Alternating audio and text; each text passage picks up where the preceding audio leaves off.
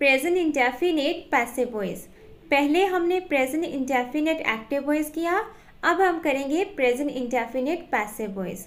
ये हम साथ साथ करेंगे ताकि आपको डिफरेंस समझ में आ जाए। ज़्यादा डिफरेंस नहीं है, ज़्यादा डिफिकल्ट नहीं है, बस आपको समझने की ज़रूरत है। What do you mean by passive voice?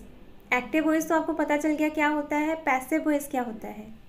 Passive voice क्या होता है? जहाँ पे आपका सेंटेंस डायरेक्टली आकर ये नहीं कहता कि मैं ये काम करता हूँ, इनडायरेक्टली बोला जाता है। ठीक है, जैसे गवर्नमेंट द्वारा रूल्स बनाए जाते हैं। गवर्नमेंट ऐसे भी तो हम बोल सकते हैं ना कि गवर्नमेंट रूल बनाती है।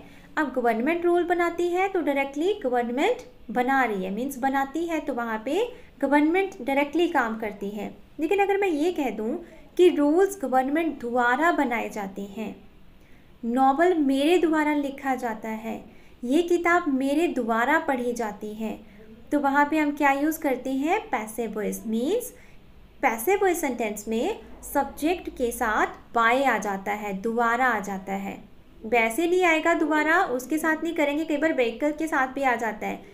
जब सब्जेक्ट के साथ आ जाए, मेरे द्वारा, उसके द्वारा, हमारे द्वारा, ठीक है, गवर्नमेंट के द्वारा, लोगों के द्वारा, पेरेंट्स के द्वारा, बच्चों के द्वारा, तो मीन्स आपका जो सब्जेक्ट है उसके साथ बाय आ जाएगा। क्लियर? First condition. दूसरी कंडीशन, जब सेंटेंस में आपके सेंटेंस में सब्जेक्ट नहीं होगा। कई बार हम ऐसे सेंटेंसेस बोल देते हैं ना जिसमें कर्ता होता ही नहीं, ठीक है, सब्जेक्ट होता ही नहीं। आई टोल्ड यू ना इन द अर्ली लेक्चर कि क्या होता है, ज़रूरी नहीं है हर सेंटेंस में सब्जेक्ट हो, ऑब्जेक्ट हो, ठीक है, या हेल्पिंग वर्ब हो, एक्स्ट्रा पार्ट हो, डिपेंड करता है आप क्या सेंटेंस बना रहे हो, कौन सा रूल यूज़ कर रहे हो। तो पैसिव वॉइस में दो कंडीशंस हैं, या तो आपके सेंटेंस में सब्जेक्ट होगा नहीं, अगर होगा तो बाय के साथ आएगा, द्वारा के साथ आएगा, नहीं तो नहीं आएगा। ठीक है, क्लियर ना? पहचान वही रहेगी जो हमने पहले की है, सेम पहचान है, आइडेंटिटी सेम है। जैसे क्या होगा, ता है, ती है, ते है, ती हूँ, ता हूँ। हाँ, क्योंकि इंडेफिनिट की हम बात कर रहे हैं, लेकिन साथ में क्या आ जाएगा, द्वारा लगकर आ जाएगा, या तो फिर सब्जेक्ट नहीं होगा। ठीक है, जैसे मैं कहूँ कि कहानियाँ पेरेंट्स के द्वारा सुनाई जाती हैं, ठीक है, या ग्रैंड पेरेंट्स के द्वारा सुनाई जाती हैं। रूल्स गवर्नमेंट के द्वारा बनाए जाते हैं। अब ते है तो आ रहा है, लेकिन गवर्नमेंट द्वारा लगकर आ गया गवर्नमेंट के साथ, दैट इज पैसिव वॉइस।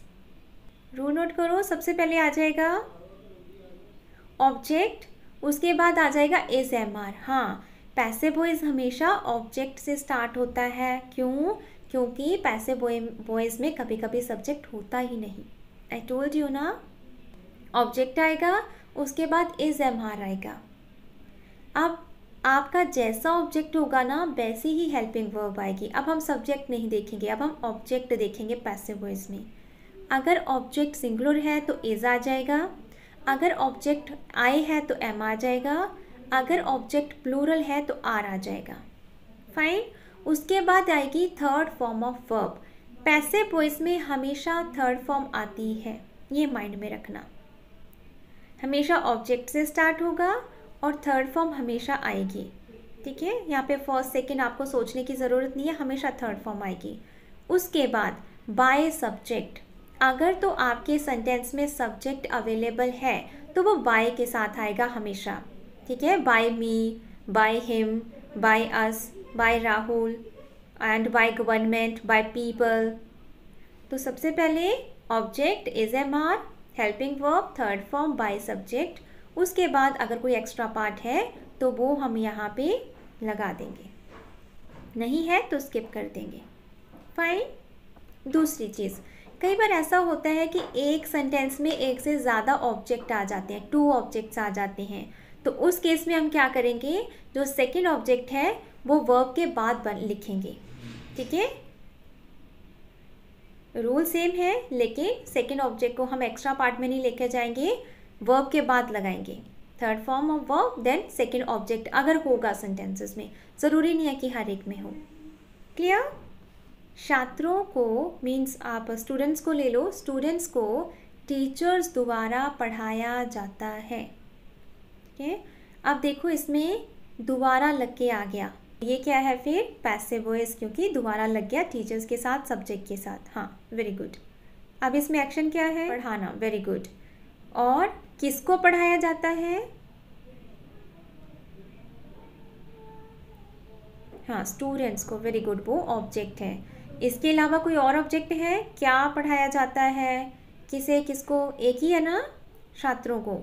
कौन पढ़ाता है, ऑब्वियसली टीचर्स का दोबारा लगा है, दैट इज़ आवर सब्जेक्ट। अब बनाओ फिर इसे, सबसे पहले ऑब्जेक्ट लगाओ, ऑब्जेक्ट क्या है, स्टूडेंट, हाँ good, students are taught by teachers, very, ठीक है, टीचर्स, क्लियर है ना। आगे देखो, उनके द्वारा नियम लागू किए जाते हैं, बनाओ, उनके द्वारा नियम लागू किए जाते हैं। अब क्या होगा यहाँ पे, सबसे पहले लगाओ रूल्स, नियम मीन्स ऑब्जेक्ट है ना वो, सबसे पहले रूल्स आ जाएगा, तो क्या आ जाएगा, इज एम आर में से आर, हाँ रूल्स आर, उसके बाद इम्प्लीमेंट की थर्ड फॉर्म इम्प्लीमेंटेड, ठीक है, ईडी लग जाएगा, इम्प्लीमेंट के साथ इम्प्लीमेंटेड, ईडी लग जाएगा। अब बचा हमारा जो हमारा सब्जेक्ट है। अब उनके जो आप बात कर रहे हो, जब भी आप पैसिव वॉइस में सब्जेक्ट को लिखोगे तो सब्जेक्ट, लेकिन उनका क्या आ जाएगा, ऑब्जेक्टिव केस आएगा। कैसे, क्या आ जाएगा, बाय देम, बाय दे नहीं लिखेंगे, बाय देम, ठीक है, हाँ राइट, देम। अगर ही होता मीन्स एक पर्सन होता तो बाय हिम, फीमेल होती तो बाय हर, लेकिन यहाँ पे हम एक ग्रुप की बात कर रहे हैं, थर्ड पर्सन की, तो by them. Rules are implemented by them. Bharat में सभी त्योहार मनाए जाते हैं, बनाओ। I told you when we discussed about adjectives कि जहाँ पे एवरी आ गया दैट इज ऑलवेज सिंगुलर, तो क्या आना चाहिए, आर और इज, क्या आ जाएगा, एवरी फेस्टिवल, या तो फिर ऑल द फेस्टिवल्स, सभी त्योहार है ना, या तो ऑल द फेस्टिवल्स बोल देंगे या तो एवरी फेस्टिवल बोल देंगे। हाँ, all the festivals are celebrated in India, या तो फिर every festival is celebrated in India. बच्चों को पेरेंट्स द्वारा मॉरल वैल्यूज़ सिखाई जाती हैं। चिल्ड्रन आर टॉट, क्या सिखाई जाती हैं, हाँ moral values by parents, very good. Children are taught moral values by parents.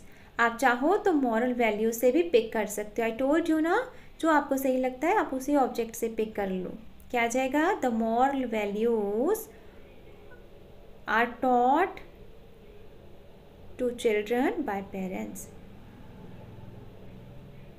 हाँ right, moral values are taught to children by parents। बच्चों को पेरेंट्स द्वारा कहानियाँ सुनाई जाती हैं। गवर्नमेंट के द्वारा रूल्स बनाए जाते हैं, ठीक है, इंडिया में सभी त्योहार मनाए जाते हैं, मेरे द्वारा ये काम किया जाता है, एंड मेरे द्वारा असाइनमेंट बनाई जाती है, ये बुक पढ़ी जाती है, सुबह न्यूज़पेपर पढ़ा जाता है, ठीक है, मेरे द्वारा अपने डॉक्यूमेंट सबमिट करवाए जाते हैं। तो मीन्स आप कुछ भी बना सकते हो, जैसे सोसाइटी द्वारा या फिर गवर्नमेंट द्वारा क्रिमिनल्स को सज़ा दी जाती है ना, जो भी आप बनाना चाहो तो वहाँ पे हम पैसिव वॉइस का रूल लगाएंगे। अच्छा, अगर नेगेटिव बनाना हो तो नेगेटिव में क्या करेंगे हम, जहाँ पे नावाचक मीन्स आपको कहना हो कि नहीं किया जाता, तो क्या आ जाएगा सीधा, हाँ बोलो, डू नॉट नहीं आएगा डियर। अब हेल्पिंग वर्ब क्या है इसमें, इज एम आर, तो इज एम आर के बाद हम क्या लगा देंगे, सिंपली नॉट, आर तो है ही, नॉट लगाना है, नेगेटिव बनाना है ना, ठीक है, इज एम आर के बाद नॉट लगा देंगे, इज नॉट, ठीक है, एम नॉट, आर नॉट। हाँ, जैसे हमने लास्ट वाला सेंटेंस किया है कि बच्चों को मॉरल वैल्यूज़ नहीं सिखाई जाती, अगर हम इसको ऐसे कर लें, ठीक है, जो लास्ट में हमने किया, तो क्या आ जाएगा, moral values are not taught to children by parents। तो आर के बाद नॉट आ गया। ठीक है, जैसे उसको पार्टी में नहीं बुलाया जाता है। ठीक है, क्या आ जाएगा? He is not invited to the party. जैसे इंडिया में लोगों द्वारा ट्रैफिक रूल्स फॉलो नहीं किए जाते हैं। इंडिया में लोगों द्वारा ट्रैफिक रूल्स फॉलो नहीं किए जाते हैं। Traffic rules are not followed by people in India. Third form आएगी ना, followed. Anything you can make dear, anything. जैसे मेरे द्वारा घर का काम नहीं किया जाता है, मीटिंग अटेंड नहीं की जाती है, या मेरे द्वारा मीटिंग अटेंड नहीं की जाती है, मेरे द्वारा ये बुक नहीं पढ़ी जाती है। ठीक है, पापा के द्वारा सुबह न्यूज़पेपर नहीं पढ़ा जाता है। जैसे अभी हमने किया, ट्रैफिक रूल्स फॉलो नहीं किए जाते हैं। अभी हमने लोगों के द्वारा किया था। अगर हम सिंपल बोलें ट्रैफिक रूल्स फॉलो नहीं किए जाते हैं तो क्या आ जाएगा? The traffic rules are not followed. फिर बाय पीपल वाला जो कॉन्सेप्ट था इन इंडिया वो वहाँ पे स्किप हो जाएगा, क्योंकि हमने इसमें सब्जेक्ट की बात ही नहीं की। मेरे द्वारा खाना नहीं बनाया जाता है, ये भी तो बोल देते हैं हम, है ना। Good. Food is not cooked by me, या फूड इजंट भी बोल सकते हो, isn't cooked by me. Very good. सबसे ज़्यादा इम्पॉर्टेंट चीज़ क्या है? आपको ध्यान देना है कि अगर आपके पास डिफरेंट सेंटेंसेस आ जाएं तो आप उसमें से पिक कैसे करोगे, राइट वन रूल आप कैसे यूज़ करोगे। वो तब आपको समझ में आएगा जब आपको एक्टिव और पैसिव की पहचान का पता होगा।